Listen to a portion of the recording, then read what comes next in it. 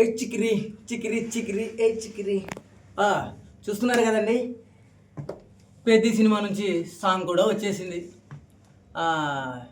ఆ స్టెప్పులు చూస్తుంటే రామ్ చరణ్ మామూలుగా లేదు, ఇర్రగొట్టేశాడు.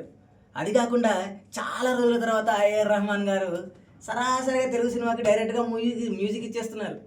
అందులోనూ మన రామ్ చరణ్ స్టెప్పులు మామూలుగా వేయట్లేదండి.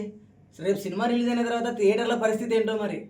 తర్వాత మన జాన్వీ కపూర్ ఆ అందం ఏంటండి బాబు, ఆ మాస్ లుక్లో కూడా అలా ఉన్నారేంటండి.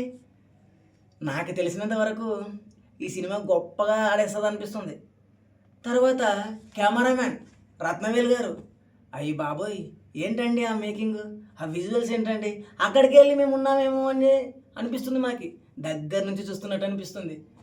ఇన్ని రోజులు బుచ్చిబాబు పెద్ద సినిమాకి ఎందుకు రామ్ చరణ్ కావాలి అని అనుకున్నాడో ఈ ఒక్క సాంగ్తో అర్థమైపోతలేదు, మనకు అర్థమైపోతుంది. అందులోనూ బాలాజీ గారి లిరిక్స్, అయ్యి బాబోయ్ ఏం రాశారండి. నాకు తెలిసినంత వరకు ఎన్నో సినిమాలు ఈ సంవత్సరంలో వచ్చాయి, ఎన్నో పాటలు వచ్చాయి.